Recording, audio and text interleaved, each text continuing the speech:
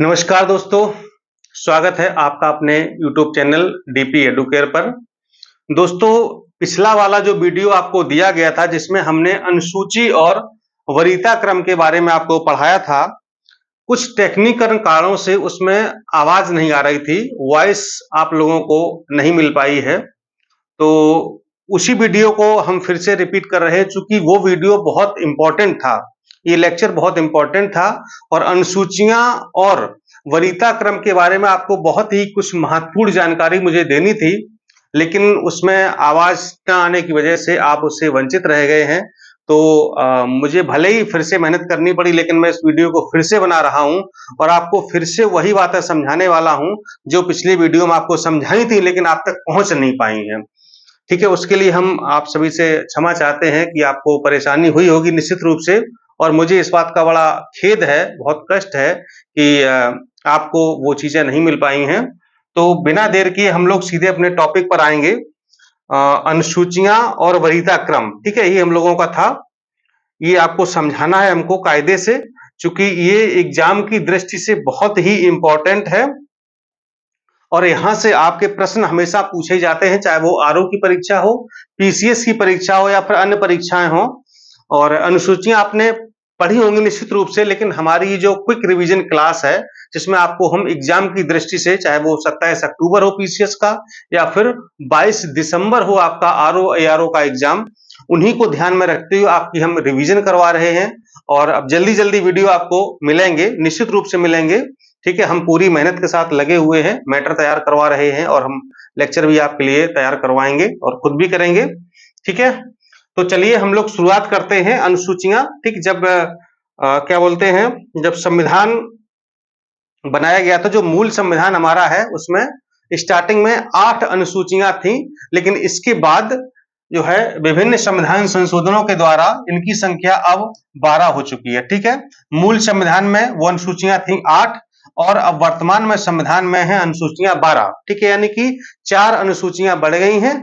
कैसे बढ़ी हैं, किस संविधान संशोधन के द्वारा बढ़ी हैं और उनमें क्या क्या प्रावधान किए गए हैं, उन पर हम लोग चर्चा करेंगे। ठीक है, तो देखते हैं पहली अनुसूची में क्या है, समझिए इसको। पहली अनुसूची है, उसमें राज्य एवं संघ राज क्षेत्रों के नाम और उनकी सीमा, यानी कि उन राज्यों के नाम क्या होंगे और उनकी सीमा कहां कहां तक है, इसका प्रावधान किया गया है। ठीक है, दूसरी अनुसूची देखते हैं क्या है इसमें। प्रमुख व्यक्तियों के वेतन, भत्तों, परिलब्धियों व विशेषाधिकारों से संबंधित प्रावधान है। ठीक है, अब ये प्रमुख व्यक्ति कौन है आपको बता देते हैं। प्रमुख व्यक्ति आपके हैं भारत के राष्ट्रपति, इसके बाद राज्यों के राज्यपाल हैं, लोकसभा के अध्यक्ष और उपाध्यक्ष हैं, राज्यसभा के सभापति और उपसभापति हैं। इसके बाद है आपके राज्यों में विधानसभा के अध्यक्ष और उपाध्यक्ष, राज्यों में विधान परिषद के सभापति और उपसभापति, उच्चतम न्यायालय के न्यायाधीश, उच्च न्यायालयों के न्यायाधीश और भारत का नियंत्रक एवं महालेखा परीक्षक। इतने लोगों के वेतन भत्ते क्या मिलेंगे, उनको परिलब्धियां क्या मिलेंगी, उनके विशेषाधिकार क्या होंगे, ये सब दूसरी अनुसूची में प्रावधान किया गया है। चाहे तो इसको आप नोट भी कर सकते हैं अगर आपको नहीं मिला है। जितने मैंने नाम बताए हैं उतने लोगों के बारे में ये प्रावधान दिया गया है। ठीक है, कभी कभी पूछ देता है कि निम्न में से कौन सा जो है दूसरी अनुसूची में शामिल नहीं है या शामिल है, इस तरीके से प्रश्न आ जाता है। तो आपको मोटा मोटी पता होना चाहिए कि दूसरी अनुसूची में कौन कौन से लोगों के वेतन भत्ते, परिलब्धियां और विशेषाधिकार शामिल हैं। ठीक है, चलिए आगे बढ़ते हैं हम लोग, तीसरी अनुसूची पर आते हैं।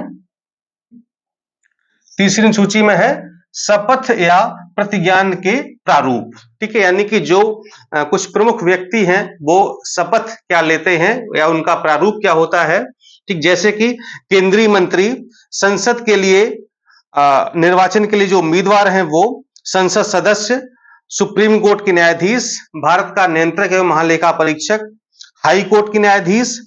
इसके बाद आपके आएंगे राज्य मंत्री, राज्य विधानमंडल के निर्वाचन के लिए जो उम्मीदवार हैं वो, राज्य विधानमंडल के सदस्य हैं वो, और हाई कोर्ट के न्यायाधीश। ठीक है, इतने लोगों की जो शपथ का प्रारूप दिया गया है, यानी कि वो क्या शपथ लेंगे, क्या प्रतिज्ञान लेंगे, उसके प्रारूप इसमें दिए गए हैं। कौन सी अनुसूची में, तीसरी अनुसूची में। चौथी अनुसूची में क्या है, राज्यसभा में राज्यों एवं संघ राज क्षेत्रों को सीटों का आवंटन किया गया। ठीक है, यानी कि किस राज्य को या किस संघ राज्य को राज्यसभा में कितनी सीटें आवंटित की जाएंगी, ये हमारी संविधान की चौथी अनुसूची में बताया गया है। इसके बाद हम लोग आते हैं, चूंकि आप ये सब मैटर देख चुके हैं पहले ही, लेकिन वो चीजें समझ नहीं पाए थे, तो बस हम थोड़ा सा स्पीड को बढ़ाए हुए हैं कि आपका बहुत समय बर्बाद ना हो, ठीक है, और सारी चीजें समाहित उसमें हो जाएं। पांचवी अनुसूची पर आते हैं, देखते हैं पांचवी अनुसूची, ठीक है। अनुसूचित क्षेत्रों और अनुसूचित जनजातियों के प्रशासन और नियंत्रण से संबंधित प्रावधान है, ठीक है। क्या है? जो अनुसूचित क्षेत्र हैं और अनुसूचित जनजातियों के प्रशासन और नियंत्रण से संबंधित इसमें प्रावधान दिए गए हैं, ठीक है। लेकिन इसी से संबंधित एक अनुसूची और है, छठी अनुसूची, ठीक है। अब देखिए अंतर क्या है। छठी में है असम, मेघालय, त्रिपुरा और मिजोरम, ठीक है, में जनजातीय क्षेत्रों के प्रशासन से संबंधित प्रावधान। यानी कि छठी अनुसूची में सिर्फ 4 राज्य दिए गए हैं। कौन से? असम, मेघालय, मिजोरम और त्रिपुरा, ठीक है। यहां से मैंने कोड वर्ड बना दिया है, अमे मित्रे। ये हमेशा आपको याद रहेगा, याद रखिएगा। क्या? अमे मित्रे। आ से है आपका असम, मे से मेघालय, मी से मिजोरम और त्रे से त्रिपुरा। अमे मित्रे, ये 4 राज्य आपकी छठवीं अनुसूची में शामिल हैं और 5वीं अनुसूची में बाकी के जितने भी राज्य संघराज्य हैं वो शामिल है, ठीक है। इसलिए छठी अनुसूची अलग से बनाई गई है। 7वीं अनुसूची पर आते हैं। 7वीं अनुसूची में केंद्र और राज्यों के बीच में शक्तियों का विभाजन है कि किसके पास कौन सी शक्ति होगी, केंद्र के पास कौन कौन सी शक्तियां पावर होंगी और राज्यों के पास कौन कौन से पावर होंगे, ये प्रावधान किया गया है। तो यहां पर 3 प्रकार की सूचियां हैं। एक संघ सूची है, एक राज्य सूची है और एक समवर्ती सूची है।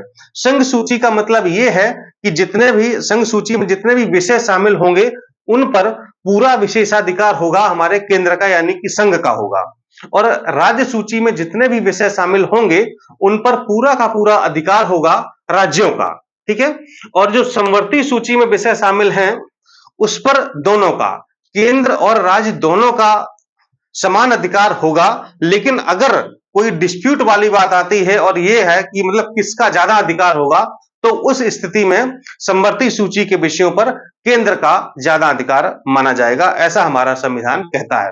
वैसे तो समान अधिकार है, मतलब कि केंद्र समवर्ती सूची के विषयों पर केंद्र या राज्य कोई ऐसा कानून या कोई ऐसी चीजें नहीं करेंगे जो एक दूसरे के अहित में हो, यानी कि राज्यों के अनफेवर में हो या केंद्र के अनफेवर में हो, ऐसा कुछ भी नहीं करेंगे। लेकिन फिर भी अगर कोई ऐसी स्थिति आती है तो वहां पर केंद्र को प्रायोरिटी दी जाएगी और केंद्र के हिसाब से उस सूची के विषय पर जो भी कानून या जो भी चीजें बन रही होंगी वो लागू होंगी। यहाँ पर विषय पूछे जाते हैं कि कौन सी सूची में कितने विषय हैं।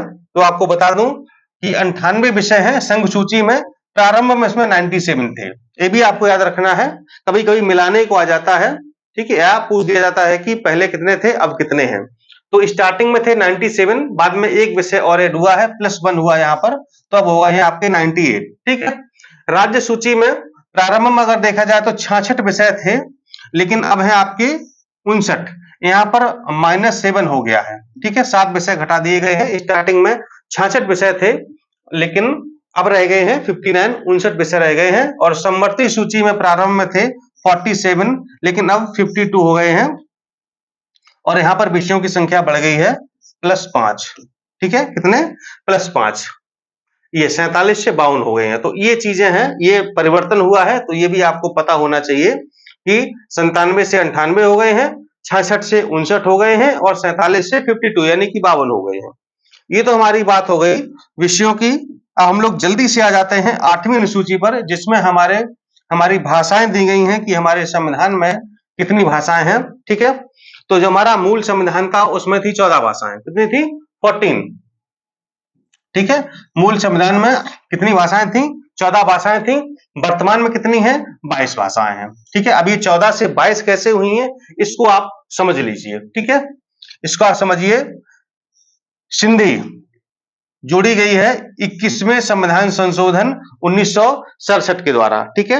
21वें संविधान संशोधन 1967 के द्वारा इसको जोड़ा गया है।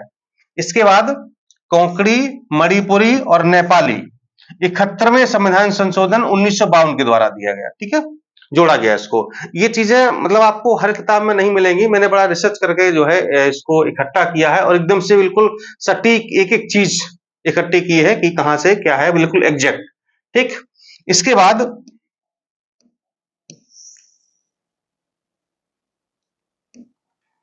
ये हो गया। इसके बाद आती है बोडो, डोंगरी, मैथिली और संथाली। ठीक है, इन चारों को एक साथ जोड़ा गया है 92वें संविधान संशोधन 2003 के द्वारा। ठीक है, यानी कि 2003 में संविधान में 22 भाषाएं हो गई थी। ठीक, तब से ये 22 भाषाएं हैं, अभी 23 नहीं हुई हैं। ठीक है, तो सिंधी पहले जोड़ी गई, फिर ये 3 एक साथ जोड़ी गई, फिर ये 4 एक साथ जोड़ी गई। संविधान संशोधन आप देख सकते हैं कौन सा क्रम का संविधान संशोधन है और किस ईयर में हुआ है, ये भी आपके सामने लिखा हुआ है। एक चीज और ध्यान रखिएगा, उड़िया का नाम बदलकर कर दिया गया ओडिया 96वें संविधान संशोधन 2011 के द्वारा। ठीक है, जैसे पहले इस राज्य का नाम था उड़ीसा, आपने सुना होगा, इस तरह लिखा जाता है उड़ीसा। ठीक है, या कुछ लोग ऐसे भी लिखते थे उड़ीसा। ठीक है, अब जो भी सही, जिसको आप सही मान लें, लेकिन अब क्या हो गया है, अब हो गया है ये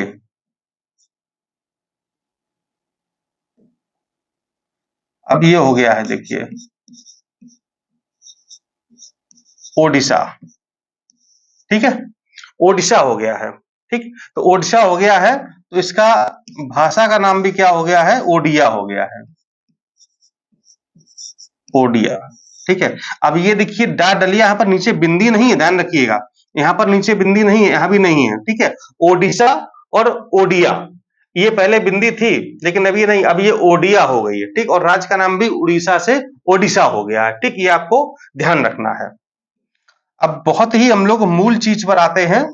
ये तो हो गई आपकी 8 अनुसूचियां जो हमारे मूल संविधान में शामिल थी। अब आते हैं हम लोग 9वीं अनुसूची पर। ठीक है, किस पर आते हैं, 9वीं अनुसूची पर। और इसी 9वीं अनुसूची को जोड़ने के लिए संविधान में पहला संशोधन किया गया था 1951 में। इसी 9वीं अनुसूची को जोड़ने के लिए संविधान में 1951 में पहला संविधान संशोधन किया गया और 9वीं अनुसूची को जोड़ दिया गया। और क्या प्रावधान किया गया है, भूमि सुधार एवं जमींदारी प्रथा के उन्मूलन से संबंधित है। इसको आप समझ लीजिएगा, भूमि सुधार एवं जमींदारी प्रथा। इसका मतलब यह है कि उसमें पंडित नेहरू प्रधानमंत्री थे।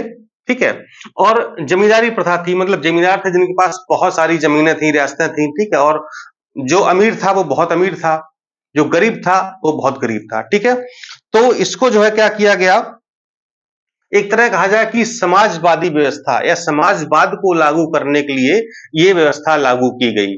यानी कि जो जमींदारों की भूमि थी उसको मतलब एक तरह से बंटवारा किया गया, उसको गरीबों में बांट दिया गया, या जिनके पास भूमि नहीं थी उनको दे दी गई। ठीक है, और साथ ही क्या किया गया कि ये जो सूची बनी और जो कानून बना जिसके द्वारा जो है जमींदारों की भूमि को समाजवाद को लागू करने के लिए लोगों में बांट दी गई या वितरित कर दी गई। और वहां पर साथ में यह भी प्रावधान कर दिया गया कि अब इस जो है अधिनियम बना है, इसके खिलाफ वो जमींदार या वो व्यक्ति कोर्ट में नहीं जा सकता, यानी कि इसकी न्यायिक समीक्षा नहीं की जा सकती है। ठीक है, जुडिशियल रिव्यू नहीं हो सकता, मतलब कि वो जमीन सरकार ने दे दी मतलब दे दी। जैसे मान लो आपकी जमीन है, आप बहुत अमीर हैं, ठीक है, और 4 लोग गरीब हैं, तो आपकी क्या किया कि जो है कुछ लोगों में बांट दी गई। ठीक है, मतलब सब नहीं ली गई, लेकिन मतलब ये है कि थोड़ा सा इक्वलिटी आ जाए, समानता आ जाए, समाजवाद लागू हो जाए। तो बेसिकली समाजवाद को लागू करने के लिए भूमि सुधार किए गए और जमींदारी प्रथा को खत्म करने के लिए ये जो है अनुसूची लाई गई थी और इसकी न्यायिक समीक्षा नहीं हो सकती थी। लेकिन ये हुआ कि 24 अप्रैल 1973 के बाद, ठीक है, एक जो है अब ये सुप्रीम कोर्ट ने अपना फैसला सुनाया था 24 अप्रैल 1973 को। तो उसमें यह सुनाया था कि अब इसको न्यायिक समीक्षा के अधीन ला दिया गया है। यानी कि अब किसी की जमीन अगर बांटी जाती है लोगों में समाजवाद पे कुछ भी लागू करने के लिए, तो अब वो सुप्रीम कोर्ट, हाई कोर्ट जा सकता है और न्यायालय उसका क्या कर सकता है, न्यायिक समीक्षा कर सकता है। तो अब लोग कोर्ट में जा सकते हैं, पहले कोर्ट में नहीं जा सकते थे। 24 अप्रैल 1973 के बाद जब से सुप्रीम कोर्ट का फैसला आया है, तब से इसको न्यायिक समीक्षा के अधीन ला दिया गया है। ये बात इसको आप समझ लीजिए अच्छे से, ठीक है। वरना आपने तो बस यही से सुना होगा कि भूमि सुधार जमींदारी प्रथा, तो इस वास्तव में क्या था, पहले क्या था, अब क्या है, वो आपको हमने मूल चीज बता दी है, ठीक है। चलिए आगे बढ़ते हैं और हम लोग आते हैं 10वीं अनुसूची पर। किस पर आते हैं? 10वीं अनुसूची पर। दल बदल के आधार पर सदस्यों की निर्भरता से संबंधित इसमें प्रावधान दिए गए हैं। 52वें संविधान संशोधन 1985 के द्वारा इसको जोड़ा गया है, ठीक है। यानी कि अब कोई चाहे वो विधायक हो या सांसद हो या जो भी जो है राजनेता है, और वो अगर दल बदल करता है तो उससे संबंधित क्या प्रावधान होंगे, उनकी निर्भरता कैसे साबित की जाएगी, या उनकी जो है सदस्यता कैसे खत्म की जाएगी, या क्या प्रावधान होंगे, उससे संबंधित सारी चीजें 10वीं अनुसूची में दी गई हैं। और हम लोग आ जाते हैं आगे बढ़ते हुए 11वीं अनुसूची पर, ठीक है।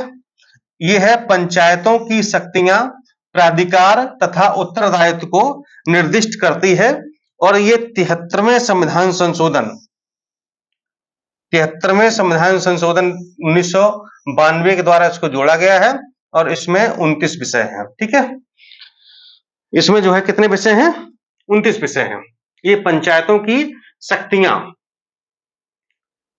प्राधिकार और उत्तरदायित्व को निर्दिष्ट करती है, ठीक। इसमें 29 विषय हैं और 1992 के द्वारा इसको जोड़ा गया था।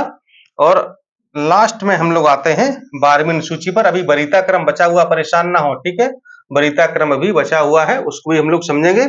बहुत जरूरी टॉपिक इसका, जस्ट इसी वीडियो में वरीयता क्रम भी आपको बताएंगे कि क्या होता है, उसको पहले समझाएंगे, फिर उससे संबंधित प्रश्न बताएंगे, कहां-कहां से प्रश्न पूछे जाते हैं, और जो मेन वरीयता क्रम है वो भी आपको हम बताएंगे। तो वीडियो में बने रहिएगा, ठीक है। 12वीं अनुसूची पर हम लोग आ जाते हैं। ये है नगर पालिकाओं की शक्तियां, प्राधिकार और उत्तरदायित्व को निर्दिष्ट करती है। 11वीं अनुसूची में पंचायती राज से संबंधित व्यवस्था है और 12वीं अनुसूची में आपकी नगर पालिकाओं से संबंधित व्यवस्था की गई है। इसमें 18 विषय आपके हैं, कितने? उसमें थे 29, इसमें आपके 18 विषय, ठीक, 18। और 74वें संविधान संशोधन 1992 के द्वारा इसको लागू किया गया, ठीक है। 73वें द्वारा 11वीं को, 74वें संशोधन द्वारा 12वीं को। इसके बाद एक चीज आपको और यहां पर मुझे समझानी है। 73वां संविधान संशोधन 23 अप्रैल 1993, ठीक है। ये 23 यहां पर नहीं है, ध्यान रहे, ठीक है। इसको हम कट कर दे रहे हैं, ये 24 अप्रैल है, ठीक है, वो डेट गलत लिख ली गई थी। तो 73वां संविधान संशोधन 24 अप्रैल 1993 को, और 74वां संविधान संशोधन 1 जून 1993 को लागू हुए, ठीक है। ये संशोधन बने जब भी हो, ठीक है, लेकिन ये जो लागू हुए, वो लागू होने का वर्ष एक ही है, लेकिन डेट अलग अलग है। 73वां आपका लागू हुआ है 24 अप्रैल को, और 74वां लागू हुआ है उसी साल 1 जून को। और यहां पर यह भी आप ध्यान रखिए, 24 अप्रैल को पंचायती राज दिवस भी मनाया जाता है। पंचायती राज दिवस कब? 24 अप्रैल को, ठीक है। तो ये तो आपकी हो गई अनुसूचियां, जो कि बहुत ही इंपॉर्टेंट थी, और बहुत सारे आपको ऐसे फैक्ट पता चले होंगे जो हो सकता है आपने ना पढ़े हो, कई लोगों ने पढ़े भी होंगे, लेकिन हो सकता है वैसे आपने इतना गहन अध्ययन ना किया हो, ठीक है। अब हम लोग आते हैं वरीयता क्रम, ठीक, बहुत जरूरी है और इसको समझ लीजिए। वरीयता क्रम क्या है? ये प्रोटोकॉल है, प्रोटोकॉल, ठीक। अब ये प्रोटोकॉल क्या होता है, प्रोटोकॉल समझते हैं। देखिए प्रोटोकॉल क्या है ना, कि ये जो हमारा गृह मंत्रालय है, ये इसको मेंटेन करता है, लिखा हुआ है, इसे गृह मंत्रालय द्वारा बनाए रखा जाता है। यह राजकीय और औपचारिक अवसरों के लिए है, ठीक है। जैसे जैसे हम लोग शासन में हैं, सचिवालय में हैं, ठीक है, तो हमारे यहाँ जब कोई अधिकारी या कोई बड़ा नेता या कोई मंत्री वगैरह आते हैं, तो वो कैसे आएंगे, कहां रहेंगे, उनको किसी सभा में जाना है, किसी मीटिंग में जाना है या कहीं पर घूमना या क्या करना है, ठीक, वो कैसे जाएँगे, ये सारी चीज़ें यानी कि उनके आने का प्रावधान, मतलब कैसे आएँगे, आने की व्यवस्था, उनको जो है एयरपोर्ट पर लेने जाना है कि स्टेशन पर लेने जाना है, फिर उनको कहाँ पर ठहराना है, उनके खाने-पीने का क्या इंतज़ाम होगा, उनकी उनकी सुरक्षा कैसे देखी जाएगी, उनके लिए वाहन कौन से होंगे, कैसे जाएँगे और उनके साथ कौन जाएगा और उनको वहाँ पर जो है कौन विज़िट करवाएगा, ये सारी चीज़ें। मतलब जैसे मान लो भारत सरकार का कोई मंत्री आ रहा है, सपोज़ दैट गृह मंत्री आ रहे हैं या शिक्षा मंत्री आ रहे हैं या कोई मंत्री आ रहे हैं, ठीक है? तो उनका एक प्रोटोकॉल फिक्स है कि उनको मान लो हवाई जहाज से आ रहे हैं, ठीक है? प्लेन से, एरोप्लेन से आ रहे हैं, तो उनको एयरपोर्ट पर लेने कौन जाएगा? कौन रिसीव करेगा उनको? फिर वहां से रिसीव करने जाएंगे तो कितनी गाड़ियां जाएंगी, सरकारी गाड़ी जाएगी कि प्राइवेट गाड़ी जाएगी, सुरक्षा की व्यवस्था क्या होगी, उनको वायु सुरक्षा होगी, जेट होगी, जो भी सुरक्षा होगी क्या होगी, तो वो सारी मेंटेन की जाएगी। इसके बाद वहां वो कहाँ पर ठहरेंगे, गेस्ट हाउस में रुकेंगे कि सर्किट हाउस में रुकेंगे या कोई और अतिथि गृह है वहां पर रुकेंगे, क्या व्यवस्था की गई है। इसके बाद वो जब अगले दिन या जब भी उस दिन किसी मीटिंग में जाएंगे तो उनके पास कितना पुलिस बल तैनात होगा, कौन साथ में जाएगा उनके, ठीक है? मतलब जब तक वो रहेंगे तब तक उनकी सारी व्यवस्था करनी होगी, ठीक है? ये मतलब है प्रोटोकॉल, मतलब उनको हर स्टेप पर एकदम से बाकायदा जो उनका प्रोटोकॉल है उसी को फॉलो करते हुए उनकी जो है सारी व्यवस्था करनी होगी। तो ये होता है प्रोटोकॉल। जैसे आप ही आपके घर में रिश्तेदार आते होंगे, है ना? जैसे मान लो कोई ऐसे ही रिश्तेदार आ गए तो उनकी क्या व्यवस्था होगी? मान लो जीजा जी आ रहे हैं तो उनकी क्या व्यवस्था होगी? फूफा जी आ रहे हैं, मौसा जी आ रहे हैं या मामा आ रहे हैं, तो मतलब सबका एक है ना कि मतलब जीजा जी आएँगे तो उनकी एकदम से बाकायदा भव्य व्यवस्था होगी, एकदम से पूरा खाना-वाना एकदम से मटर पनीर वगैरह बनेगा, एकदम पूड़ी-वूड़ी, एकदम कचौड़ी, है ना? और मान लो फूफा जी आ रहे हैं तो उनका चलो ऐसे ही है, ठीक है। हैं, मतलब आप समझ रहे हैं ना? तो वही चीज़ है ना कि और जो है जीजाजी अगर कहीं घूमने जा रहे हैं, गाँव में कहीं घूमने जा रहे हैं, तो उनके साथ जो है उनका जो साला है वो साथ में जाता है या मतलब कोई और साथ में जाता है, मतलब उनको अकेला नहीं छोड़ा जाता है ना? बाकी जब धीरे-धीरे रिश्तेदारी पुरानी होने लगती है, तो फिर बस ऐसे ही है। तो वही चीज़ है ना कि मतलब प्रोटोकॉल का मतलब ये है कि उनकी सारी व्यवस्थाएँ करना, ठीक है? अब ये प्रोटोकॉल जैसे अब राष्ट्रपति आते हैं, तो उनका एक बड़ा प्रोटोकॉल होगा। प्रधानमंत्री जी आते हैं, गृह मंत्री आते हैं, रक्षा मंत्री आएँगे। अब सपोज़ दैट मान लो 15 अगस्त है या 26 जनवरी है, मान लो कोई विदेशी अतिथि आ रहा है, किसी अन्य देश का राष्ट्रपति आ रहा है या प्रधानमंत्री आ रहा है, तो उसकी क्या व्यवस्था होगी? ठीक है, तो है ना कि ये राजकीय और औपचारिक अफसरों के लिए है, ठीक है? अनौपचारिक के लिए नहीं है, ऑफिशियल के लिए है। औपचारिक अफसर क्या होंगे यानी कि फॉर्मल अफसर क्या हो मतलब जब वो किसी सरकारी काम से आते हैं, उसके लिए है, ठीक है? कभी-कभी जो गैर सरकारी काम से आते हैं तो उनको भी किया जाता है, लेकिन ये बेसिकली राजकीय और औपचारिक अफसरों के लिए इसको बनाए रखा जाता है, किसके द्वारा? गृह मंत्रालय के द्वारा, ठीक है? तो ये है इस प्रोटोकॉल का मतलब। ये इस प्रोटोकॉल का मतलब है कि कैसे जो है उनकी क्या व्यवस्था होगी। अब हम लोग नाम देख लेते हैं, ठीक है? कि सबसे ऊपर कौन है प्रोटोकॉल में और सबसे नीचे कौन है और मतलब कौन किस क्रम पे आएगा। इससे क्या है ना कि प्रश्न पूछा जाता है। अब पीसीएस में भी प्रश्न आने लगा है और आरओ में प्रश्न आने लगा है, ठीक है? 2-3 साल के आप पिछले पेपर देखेंगे तो आपको मिलेगा। 1-2 प्रश्न यहाँ से मिलते हैं, पूरा या तो क्रम लगाने को आता है या फिर मतलब जो है पूरा मिलान करने को आता है, इस तरीके से प्रश्न आने लगे हैं। तो मैंने सोचा क्यों ना जो ज़रूरी हैं तो बहुत सारे पद, लेकिन मैंने कहा जो ज़रूरी हैं, वो आपको हम बता दें ताकि यहाँ से आपका प्रश्न गलत ना हो। चलिए, तो हम लोग जो है पहले नंबर पर आपके कौन है? राष्ट्रपति। दूसरे पर है उपराष्ट्रपति, तीसरे पर है प्रधानमंत्री, चौथे पर है राज्यपाल, ठीक है? पांचवें पर है पूर्व राष्ट्रपति। ये आप चाहे तो नोट भी कर सकते हैं, ठीक है? उनको नोट कर लेंगे तो अच्छी बात है। इसके बाद 5 का पर है आपके उप प्रधानमंत्री, छठवें पर है मुख्य न्यायाधीश और लोकसभा अध्यक्ष, यानी कि मुख्य न्यायाधीश जो हमारे भारत के हैं और लोकसभा के अध्यक्ष हैं, इनको बराबर का प्रोटोकॉल मिलेगा। इसके बाद 7वें नंबर पर आएंगे कैबिनेट मंत्री, राज्यों के मुख्यमंत्री, नीति आयोग के उपाध्यक्ष और पूर्व प्रधानमंत्री, राज्यसभा व लोकसभा में विपक्ष के नेता, ठीक है? यानी कि 7वें नंबर पर इतने लोग आएंगे, इन लोगों को समान प्रोटोकॉल मिलेगा।